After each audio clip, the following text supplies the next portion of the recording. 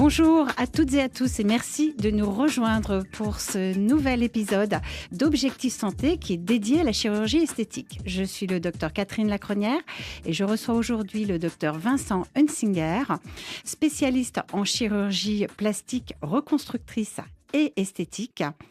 Docteur Hunsinger, merci de nous rejoindre. Vous êtes également praticien attaché à l'hôpital Georges Pompidou dans le service du professeur Lantieri et vous êtes président du centre chirurgical des Princes à Boulogne-Billancourt. Parfaitement, merci infiniment pour votre invitation. C'est un plaisir pour moi de venir répondre à toutes les interrogations que les auditeurs peuvent se poser. Alors justement, nombreux sont celles et ceux qui souhaitent ou qui envisagent de faire une intervention de chirurgie esthétique. Alors pour cela, il y a des règles à suivre, des choix à faire, des paramètres à envisager. Et j'aimerais que vous aidiez, que vous guidiez nos auditeurs pour savoir quelles sont les meilleures décisions à prendre pour avoir une chirurgie esthétique réussie. Alors, on va commencer, si vous le voulez bien, par le visage. Quelles sont les erreurs à éviter dans la chirurgie du visage ? Alors, je vais commencer par une erreur assez générale. Je pense que l'erreur, c'est de se précipiter. Et ça, c'est vrai pour tout acte en médecine, en chirurgie, mais c'est encore plus vrai pour l'esthétique. Il n'y a jamais d'urgence à faire quoi que ce soit. On doit toujours prendre le temps de réfléchir, que ce soit pour un acte chirurgical ou un acte médical, même si c'est un acte qui est moins invasif, qui fait moins peur, qui effraie moins les gens à premier abord, mais il est tout autant à risque d'excès et donc de mauvais usage. Et donc, pour le visage en particulier, je dirais que les erreurs vraiment fréquentes à éviter, c'est justement de trop minimiser l'impact de la médecine esthétique qui est aujourd'hui extrêmement répandue. On le voit dans beaucoup de cabinets, dans beaucoup de centres et même dans certaines pratiques qui sont non autorisées. On en parlera peut-être tout à l'heure. Mais en tout cas, de minimiser ça au point de faire de façon trop fréquente, trop répétée ou trop importante des injections de Botox, d'acide hyaluronique. Ces injections, elles ont évidemment beaucoup d'effets bénéfiques, mais elles ont aussi des risques. Et parmi ces risques, le fait d'être trop figé, le fait d'être gonflé, d'avoir un visage qui va se déformer avec le temps, ça fait partie des risques à éviter. Alors justement, cette surconsommation qu'on voit chez certains personnages publics et puis partout dans la rue fait que finalement tout le monde a tendance à se ressembler, voire à ne plus ressembler à rien du tout. Alors qu'est-ce qu'il faut ? Il vaut mieux accepter des petits défauts ? Alors ça, c'est vraiment extrêmement vrai. Je suis parfaitement d'accord avec cela.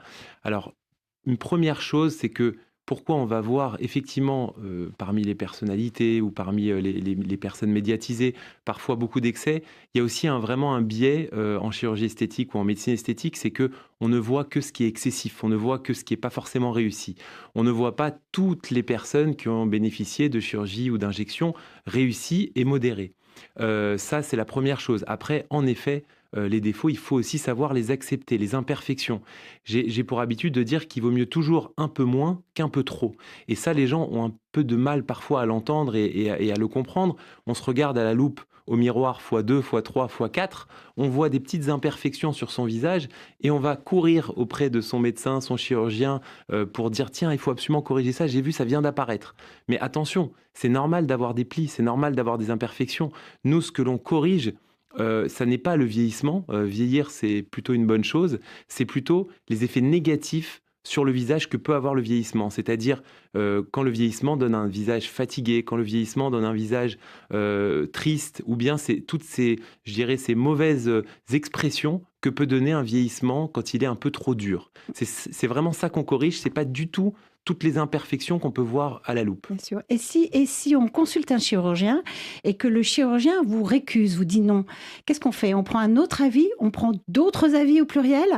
Est-ce qu'on peut parler là de nomadisme médical ? Alors, parfaitement. C'est un des problèmes, à mon avis, c'est que parfois, on n'écoute pas assez la personne qu'on a en face de soi, son chirurgien, son médecin, son praticien. À un moment donné, il faut aussi avoir une certaine fidélité pour avoir une bonne prise en charge, puisque si la personne que l'on a en face de nous, on estime qu'on ne doit pas faire un acte, on va lui signifier, on va lui dire là, on a fait une autre injection ou une chirurgie il n'y a pas très longtemps, moi je pense que ça ne vaut pas le coup, on va vraiment contre-indiquer l'acte. la personne qu'on a en face de nous, le patient, la patiente, puisque maintenant il y a beaucoup d'hommes aussi évidemment qui ont des besoins, s'il va voir 1, 2, 3, 5, 10 autres praticiens, il va toujours, mais toujours trouver une personne qui va bien vouloir, ne serait-ce que, alors certaines qui n'ont pas forcément les meilleures pratiques, mais aussi certaines qui ont des bonnes pratiques, mais qui n'ont pas la connaissance, l'historique, et qui n'ont rien puisqu'ils ne connaissent pas la patiente. Donc attention, c'est quelque chose qu'il faut faire vraiment avec du sérieux, même si aujourd'hui, la sécurité est très importante dans les interventions, dans les injections, dans les actes. On a vraiment amélioré de manière très significative la sécurité. Il y a très peu d'accidents, il y a très peu de soucis. Par contre, les risques d'excès, les risques de perdre les traits naturels, ça existe toujours et c'est vraiment un de mes combats quotidiens. Et l'état psychologique? Parce que quand on ne va pas bien, c'est peut-être aussi parce qu'on a un ou plusieurs défauts physiques et on peut s'imaginer qu'en les corrigeant, ça irait mieux. Est-ce que vous évaluez l'état psychologique des personnes? Est-ce que vous pouvez récuser pour cette raison? Parfaitement. L'état psychologique, c'est vraiment quelque chose que nous, chirurgiens et surtout chirurgiens plasticiens qui sommes habitués à voir des personnes dans des transitions de vie, dans des moments de fragilité, on fait une première évaluation en consultation. Alors on n'est pas psychologue ou psychiatre évidemment, on ne se substitue pas. Parfois, on va, quand on a des doutes, conseiller au patient ou à la patiente d'aller consulter parce que moi je vais dire tout simplement écoutez, je ne suis pas sûr, même si on peut améliorer votre nez ou une autre partie de votre visage ou vos paupières, je ne suis pas sûr que ça vous aidera à vous sentir mieux et je préférerais qu'on s'en assure avec un confrère, avec une consoeur pour véritablement avoir la bonne prise en charge. Et ça, c'est très important, donc on ne le fait pas à chaque fois, mais dès qu'on a le moindre doute, et notamment au niveau de la chirurgie du nez, il faut vraiment se méfier de la chirurgie du nez. C'est souvent on dit que c'est au milieu du visage, bien évidemment, mais c'est un des points qui va le plus attirer quelqu'un qui se sent mal dans sa peau. Donc parfois, il va focaliser tous ses problèmes sur un élément, et notamment sur le nez, voire sur plusieurs éléments.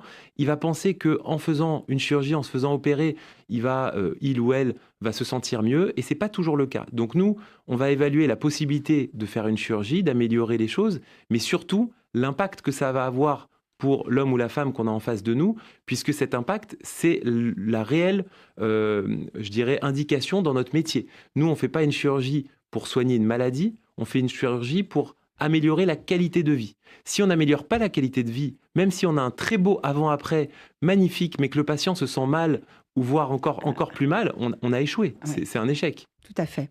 Alors, on va aborder maintenant, si vous le voulez bien, Dr Hunsinger, la silhouette, avec un défaut qui gêne beaucoup de personnes, hommes et femmes confondus, et les femmes surtout après la ménopause, c'est le ventre. Alors, est-ce que la liposuction est la réponse universelle à l'excès de ventre? C'est une excellente question et c'est en effet un motif de consultation très fréquent. Dans ma pratique, j'ai beaucoup de demandes qui concernent le ventre, que ce soit pour des patients qui sont parfois en surcharge pondérale, qui ont des excès de poids, ou d'autres parce qu'ils ont eu des pertes de poids, des grossesses, ou d'autres éléments qui ont pu abîmer leur ventre, ou des chirurgies tout simplement qui ont parfois abîmé le ventre. Je dirais qu'il y a quelques points et quelques pièges vraiment à éviter. Le premier, c'est de croire que la liposuction corrige l'obésité ou le surpoids. Ça, c'est une idée reçue, mais extrêmement commune. Il n'y a pas une seule fois où j'entends pas ça en discussion, en dîner. La liposuction n'est absolument pas un remède contre le surpoids. Et d'ailleurs, même les améliorations, si le poids n'est pas stable, ne se maintiendront pas. Tout à fait. Et souvent, les chirurgiens plasticiens nous envoient, nous, nutritionnistes, des patients avant d'opérer pour pouvoir d'abord régler les problèmes de poids. Absolument. Donc, en premier, on doit avoir un poids qui est normal, ou vraiment, en tout cas, quasi normal ou normal, stable. Et ça passe par une bonne prise en charge diététique, nutritionnelle et une activité physique régulière. Donc ça, c'est une évidence. Et effectivement, on a très souvent recours à des professionnels puisque les personnes qui ne savent pas comment s'en sortir ont vraiment besoin d'aide. Donc ça, c'est la première chose. Ensuite, la deuxième chose, donc quand on a passé un petit peu déjà ces premières barrières, c'est que la liposuction, elle ne répond pas à toutes les problématiques qu'on a au niveau du ventre. Alors, c'est ce que je voulais vous demander. Quand on a, par exemple, un relâchement cutané après plusieurs grossesses ou après une chirurgie bariatrique, ce sleeve ou ce bypass qui permet aux patients de perdre plusieurs dizaines de kilos, qu'est-ce qu'on propose ? Alors, ça dépend de l'importance de l'excès cutané. Mais en effet, quand on a trop de peau, il faut parfois retirer de la peau. Donc, retirer simplement de la graisse avec des canules d'aspiration, c'est une très très belle opération pratiquée dans le monde de manière extrêmement importante, et je tiens à rappeler que c'est une invention française, la liposuction, donc qui a été voilà, décrite par un chirurgien français, et donc elle permet de retirer de la graisse, mais pas de la peau. Parfois, on a des excès de peau liés justement à une grossesse, à une perte massive de poids. Il y a des personnes suite à des amaigrissements, parfois juste avec un rééquilibrage, ou bien avec une aide chirurgicale bypass sleeve, qui vont perdre 30, 40, 50, 80 kilos. Et ces hommes ou ces femmes vont avoir des excès de peau extrêmement importants, et j'aime bien l'image de dire qu'ils ont en fait un pyjama trop grand pour eux, et ça, ils le comprennent bien, ils le voient au quotidien. Ça leur empêche de profiter de leur amaigrissement. Ils se sentent toujours obèses. Et donc, nous, on va retirer de la peau, faire effectivement des cicatrices, mais on les fait les plus fines possibles, les mieux placées possibles, parce qu'on ne peut pas enlever de peau aujourd'hui sans cicatrice. Et à ce moment-là, on aura réellement, on fait toujours une liposuction en même temps, mais une adaptation entre la peau et l'intérieur, c'est-à-dire la graisse. D'accord. Il y a aussi un autre problème, évidemment, et ça c'est plus souvent le cas au niveau des grossesses, même chez des femmes qui sont minces et qui ont pas pris beaucoup de poids pendant leur grossesse, c'est les problématiques de diastasis des muscles grand droits. C'est-à-dire que une femme même qui est mince et qui est restée mince, mais qui va avoir toujours un ventre un peu de femme enceinte après ses grossesses, et qui va encore être félicitée plusieurs années après avoir accouché, malheureusement, ne pourra pas régler forcément ses problèmes avec le sport. Et le diastasis, c'est-à-dire un écart anormal entre les muscles au milieu de l'abdomen, va entraîner des problèmes justement de distension abdominale, de relâchement abdominal, qui ne pourront être que traités par une opération. On va venir resserrer les muscles, et on le fait en même temps que souvent retendre la peau et aspirer la graisse. Donc la liposuction, quand il y a uniquement un excès graisseux, qu'il est localisé chez quelqu'un qui a un poids normal, c'est vraiment parfait pour remodeler la silhouette. En revanche, dès qu'on a des excès de peau ou des relâchements musculaires ou d'autres choses à traiter, à ce moment-là, ça ne va pas suffire. D'accord. Alors, je vous propose très rapidement de parler des prothèses mammaires, mais avant, un petit intermède musical avec Maëva Fischer et son titre KO. Objectif santé avec le docteur Vincent Hunsinger, chirurgien esthétique reconstructeur, on peut dire également, et également secrétaire de l'Union des chirurgiens plasticiens en France. Eh bien, nous allons parler maintenant des prothèses mammaires.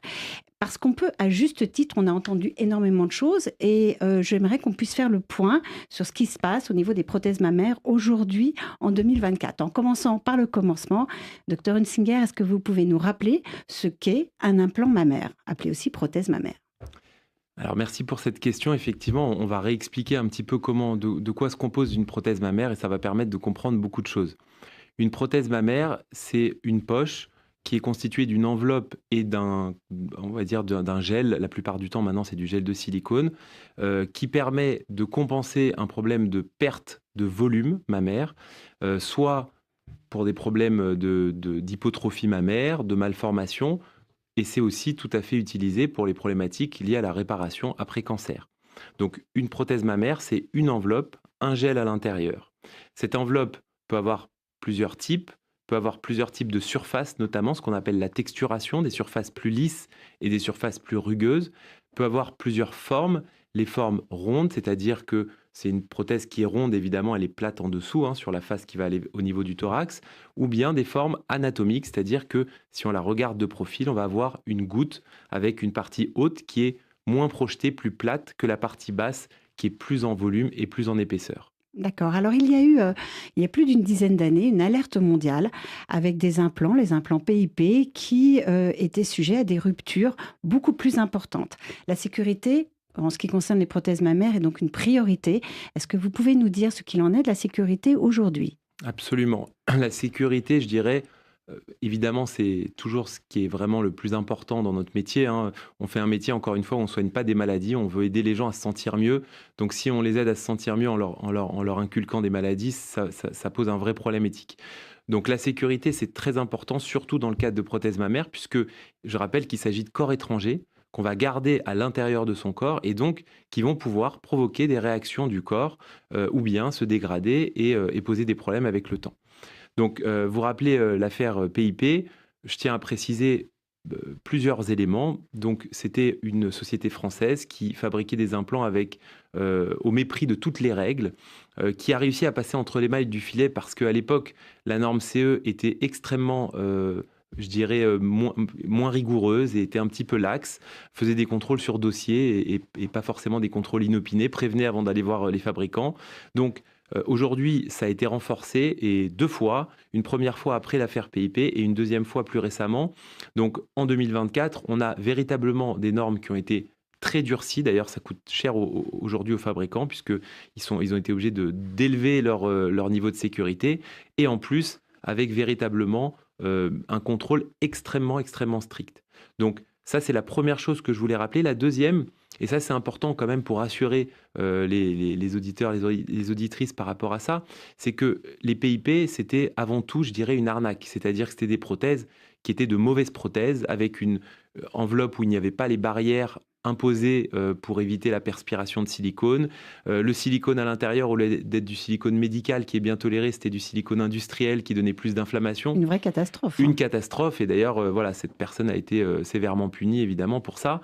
Mais en règle sanitaire, on a explanté toutes ces prothèses, ou en tout cas pratiquement toutes, et il se trouve qu'elles étaient très souvent rompues, elles étaient en mauvais état, elles ont parfois donné lieu à un peu plus d'inflammation ou de réaction au niveau du sein, mais elles n'ont rendu personne malade et elles n'ont tué personne. Donc ça, c'est important à rappeler que, évidemment, heureusement qu'aujourd'hui les choses ont été bien renforcées, mais que force a été de constater que cette explantation généralisée n'a pas été faite pour éviter des maladies. Elle a été faite pour répondre à un problème, je dirais, voilà, de mépris des règles qui avait été fait par cette firme. Donc, c'est du passé. Aujourd'hui, on est dans la fiabilité en ce qui concerne les implants mammaires. Alors, quand vous recevez une patiente, comment faites-vous pour pouvoir déterminer quelle est la bonne prothèse à utiliser et la bonne taille ? Alors ça aussi, c'est une éducation de la patiente et un échange que l'on a systématiquement. Une patiente qui vient avec une photo voilà, qu'elle me montre de télé-réalité et qui me dit « je veux ça », d'abord je vais l'examiner parce que je ne sais pas ce que je vais pouvoir lui offrir avec une morphologie satisfaisante. On ne va pas venir prendre une poitrine et la transplanter. On va faire une modification de la poitrine de la femme que l'on a en face de nous. Et donc, pour ce faire, il faut d'abord examiner la patiente, l'écouter, puisqu'on a parlé tout à l'heure de l'importance de la psychologie dans ce type d'opération, pour comprendre ses attentes, pour comprendre ses besoins. L'examiner pour voir sa morphologie, c'est-à-dire quelle est la largeur de son thorax, de sa base mammaire, quelle est la laxité de son enveloppe au niveau de la poitrine, quelles sont les possibilités par rapport à des malformations éventuelles du sein. Je parle par exemple de sein tubéreux, de syndrome de Poland, qui sont des malformations fréquentes, ou bien du thorax, avec les problèmes de pectus excavatum ou d'autres malformations du thorax.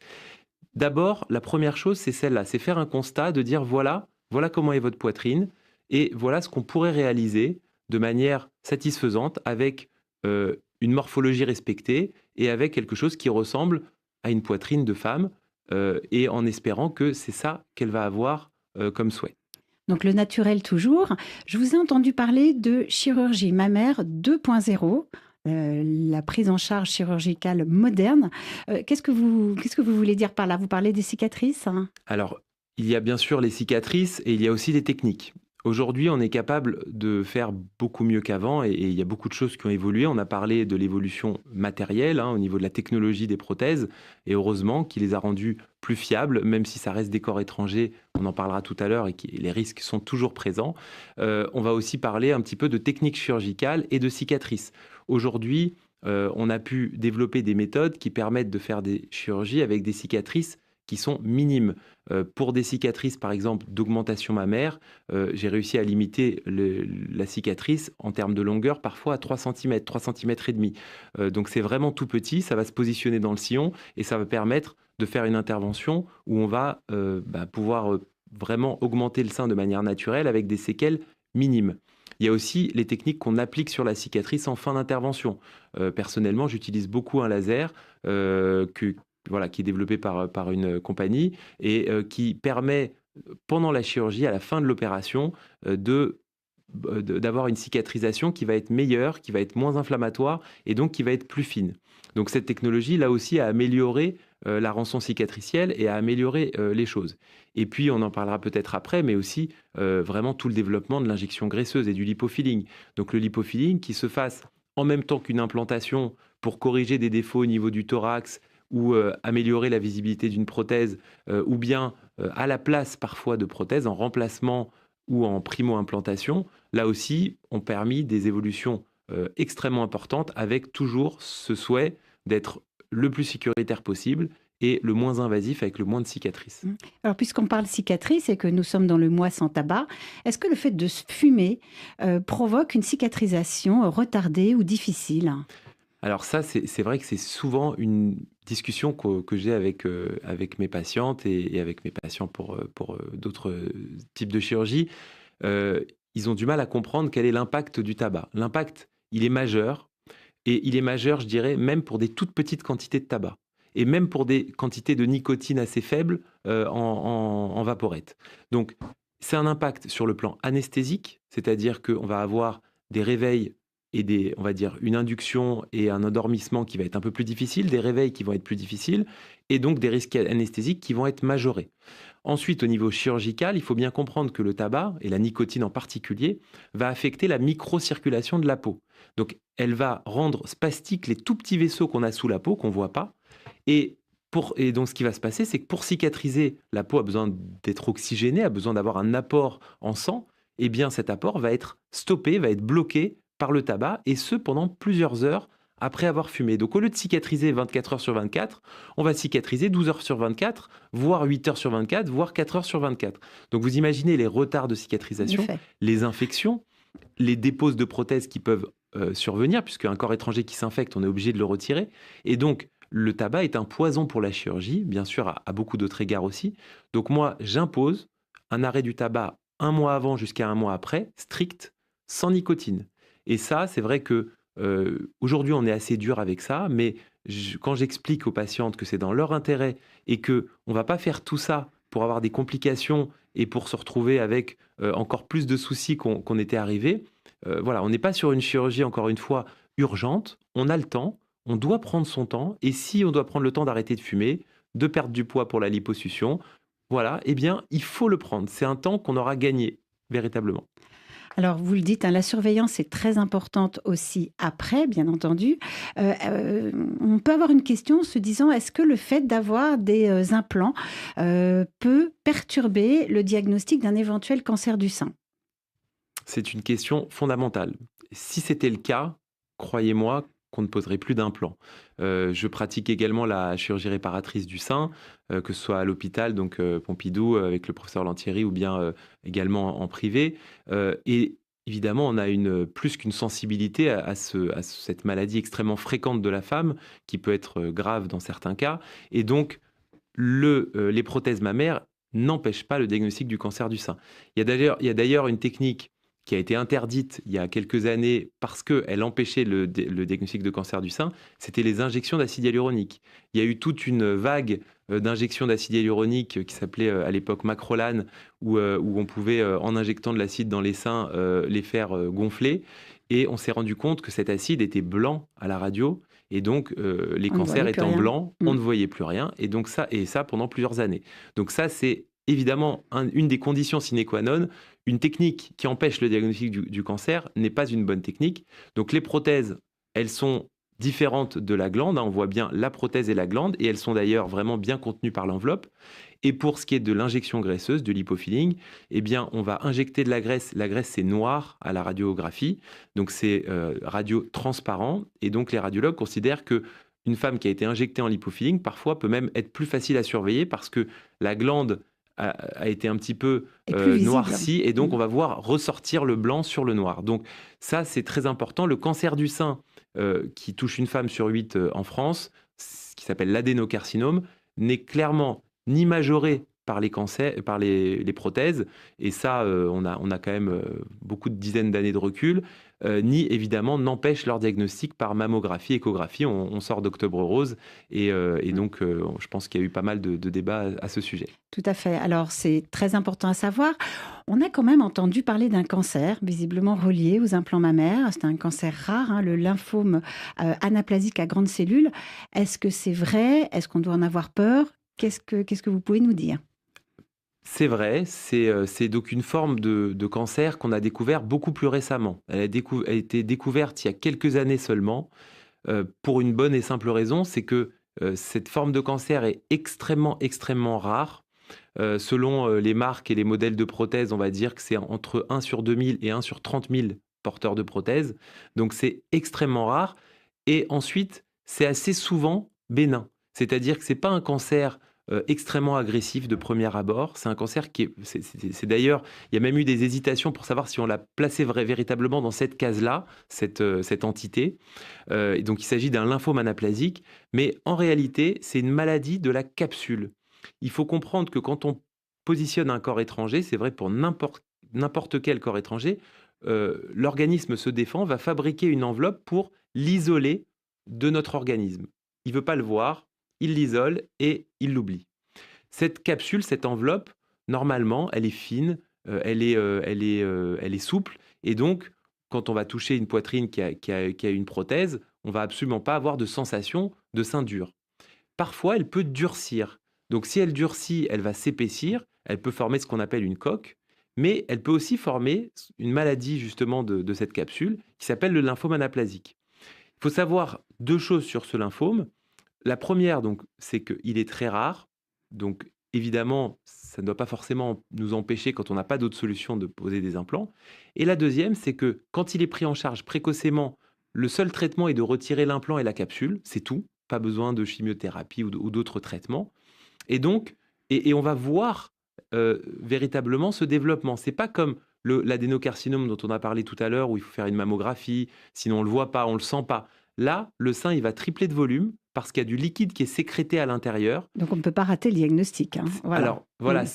Avant, on pouvait le rater parce qu'on connaissait pas encore cette entité. Et donc, quand on faisait une ponction, l'anapathe qui faisait son examen au microscope ne faisait pas les bonnes recherches.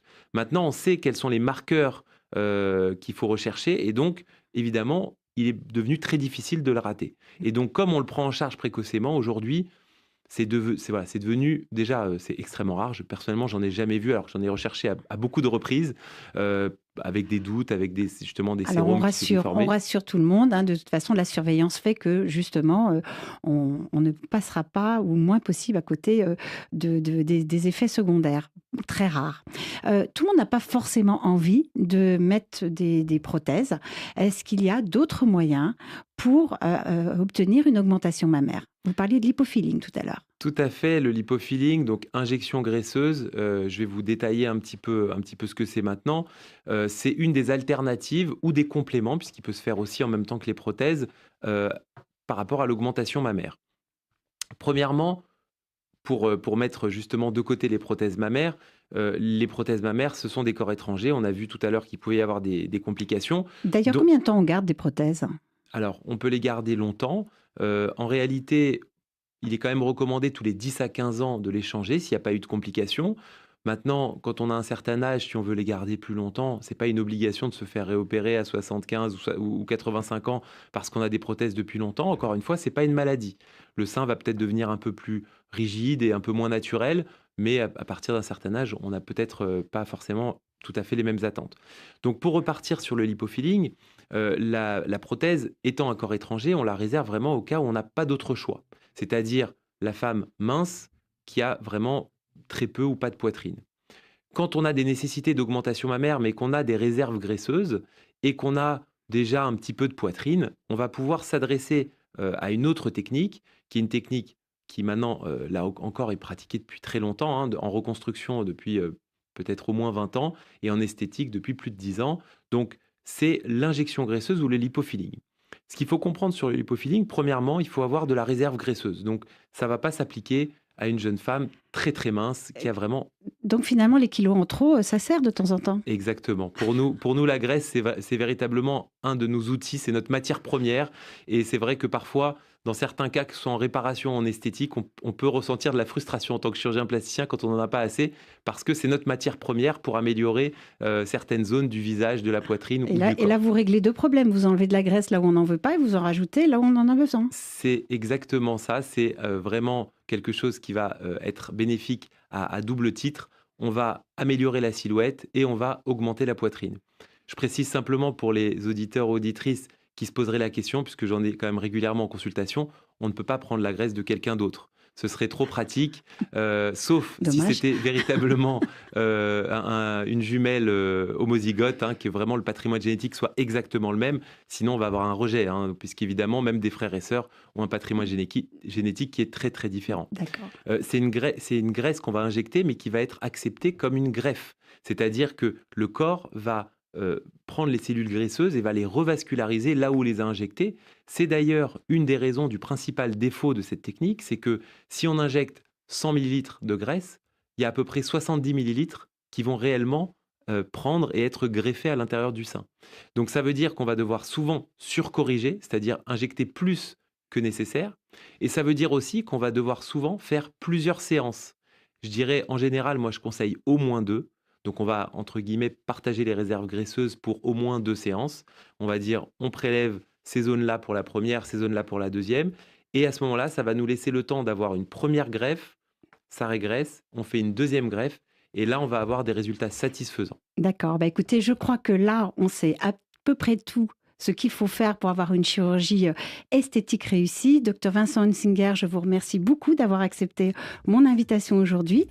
Quant à nous, on se retrouve dans quelques minutes pour la chronique nutrition et secrets de l'alimentation, où je vous demande si le bien-être de la peau ne commencerait pas dans l'assiette.